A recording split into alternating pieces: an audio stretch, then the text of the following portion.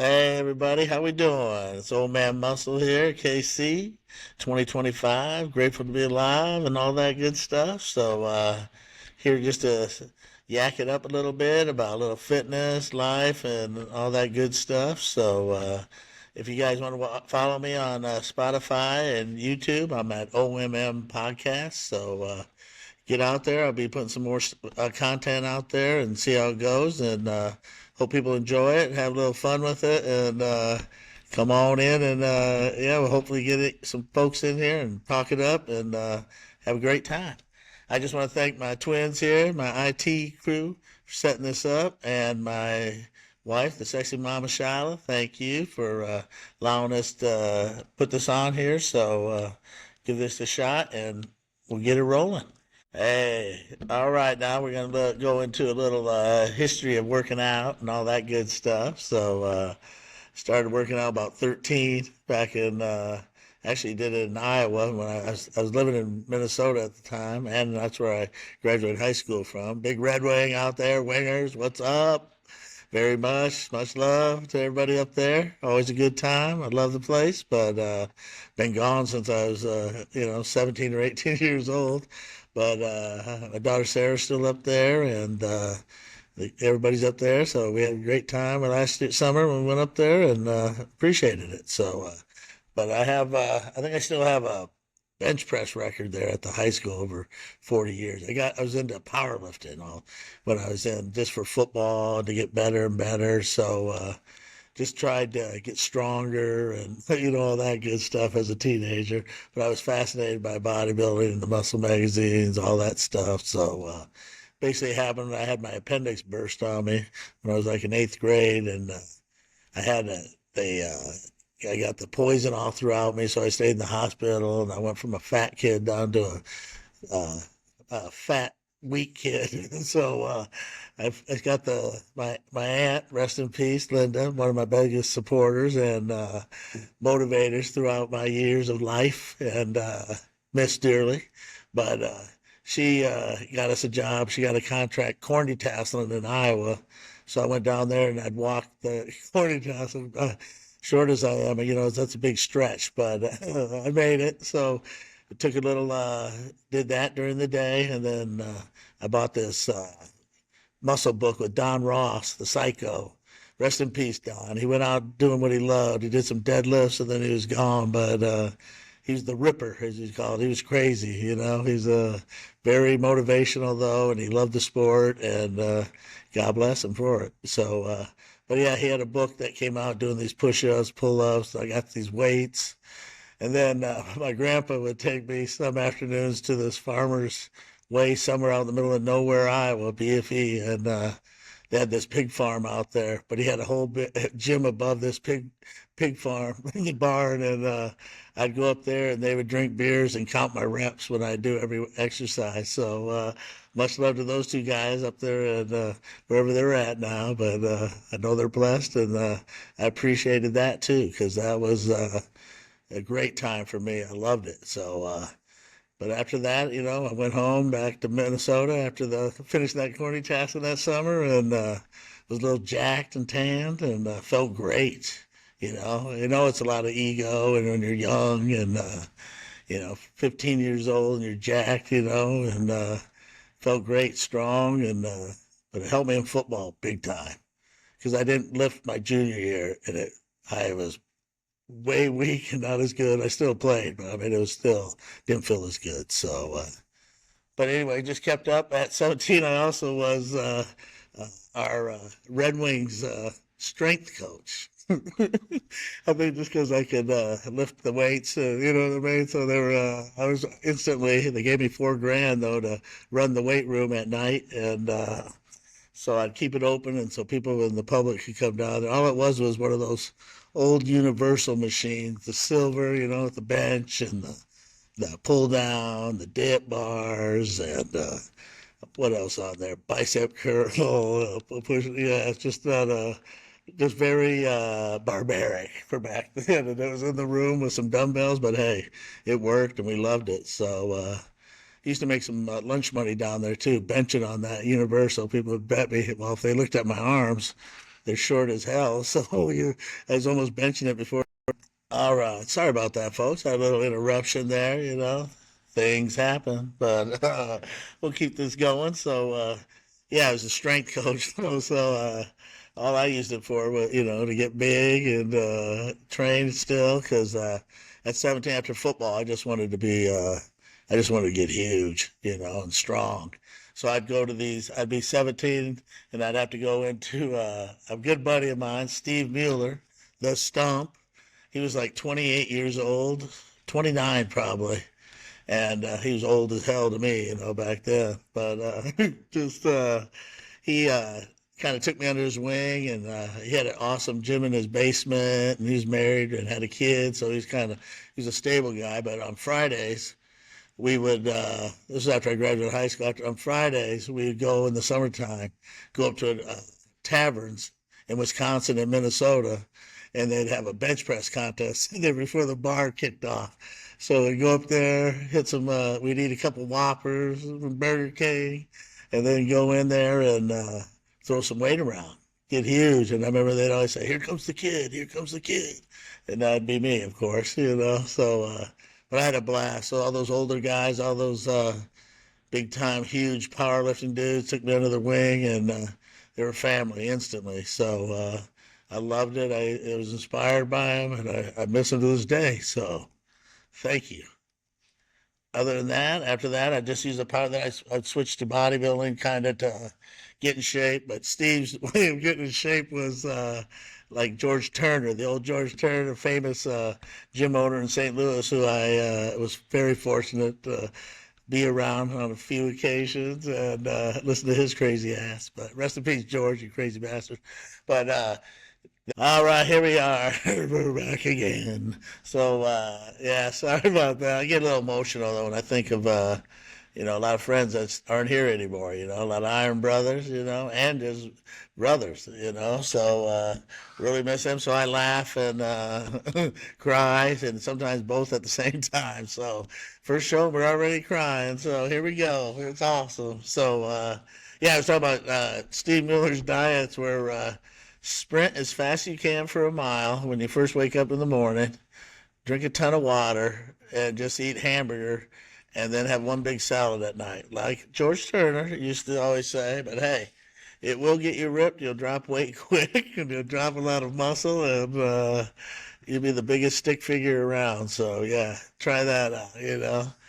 Fortunately, though, for me, I gain weight if I look at a cookie. So, that's my body type. If you know what you mean, And growing up in Iowa, I had a lot of, my grandma loved to feed me. So, stuffed me, I like to say, which was awesome.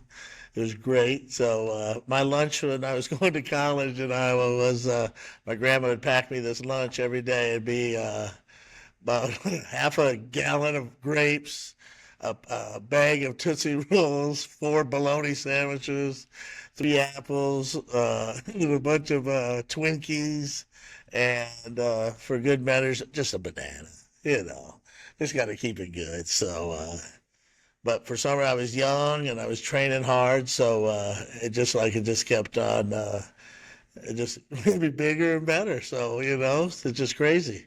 Genetics is that ghost in the machine. So, as I always like to say, I've been on about every diet, every form of carb, protein, fat breakdown over 40 years that you can think of. I was on those Fig Newton fat-free diet, back in the 90s. Everything, all fat was terrible, and stuffing 1,000 calories of freaking sugar down my mug because it was fat-free, and wondering why I was so bloated. But so, for some reason, I love being bloated. Yeah, I think it's those Minnesota winters, and you want to be warm. You just got big and huge, and just put on some fat. And then when spring and summer came around, you kind of peeled it off, like a big whale. Just so you had to cut back all the foods and stuff. And but yeah, every diet I found like it's amazing. Like a lot of diets work just if you believe in it, and you cut the calories. And I know they say calorie don't mean nothing. Calories a calorie. Everybody has their own thing. I I say everything and anything works for a little while or for a lot of while if you figure it out right, you know. So just keep hanging in there, keep eating it, you know, and just keep trying different things and see what works with your body. You know, I find my body works good for. I got to do like a keto. I don't do a full keto. I do like a kind of my branch of a keto. You do that for like 2 to 3 days, get the insulin set. Then I add some carbs for that, and I'll do that for 3 weeks, 4 weeks. Back when I competed, I do that to get the body primed, and then I could eat more carbohydrates and like chicken and yams and steak and some baked potato. I didn't eat much. I didn't eat much rice. I just ate oatmeal and white potatoes and sweet potatoes and a lot of veggies, just green beans because that's the only thing I like. Because when I was in grade school, my fat ass kid here, uh, everybody stood in line and made fun of me because I'd have to stand there with asparagus because I couldn't stand it, you know. And, the teachers this is back in the day when they could make you stand at a wall for 2 hours because you didn't eat something at lunch, you know. Those good days. Do that now, so to be going to jail. But you know, they just want me to eat good. I understand, you know. But hey, give me all that chili and that damn pizza. I'll eat that though, won't I? Uh huh. All right. Yeah, it was fun though. You know who you are out there. You figure that's why I'm pumping iron still. Damn it. Just kidding. Maybe. All right. Yes, that's but you'll see every diet is different. Some you know, if you enjoy the diet it helps too, you know. And I went on when I did the nationals in 2002, I went on this crazy start. I lost 77 pounds in 14 weeks and it was just it was hell. I wanted to be a middleweight no matter what. I thought I couldn't compete as a light heavy.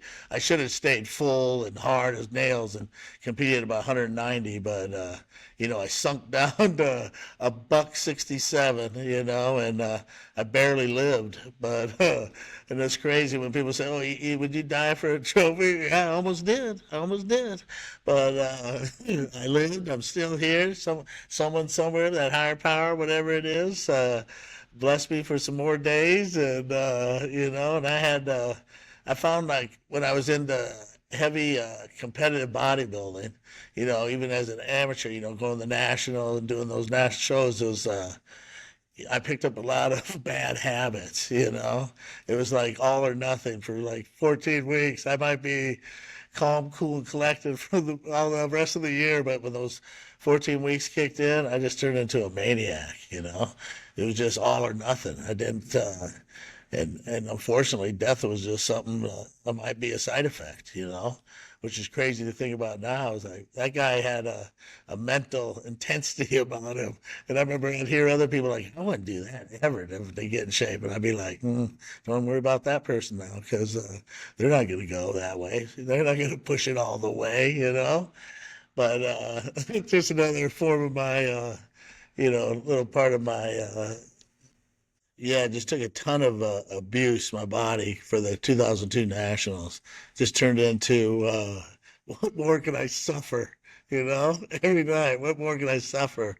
And that's when GHB was like sold on the shelves back in the day. So, but I'd take a shot of GHB every night while I got ready for that contest. And like an ounce or two. Probably it worked back. It worked up. You know what I mean? It started at an ounce or two, but then it took a little shot glass, you know, and but it knocked me out for like I'd only sleep like 4 hours, but it felt like I slept eight, you know.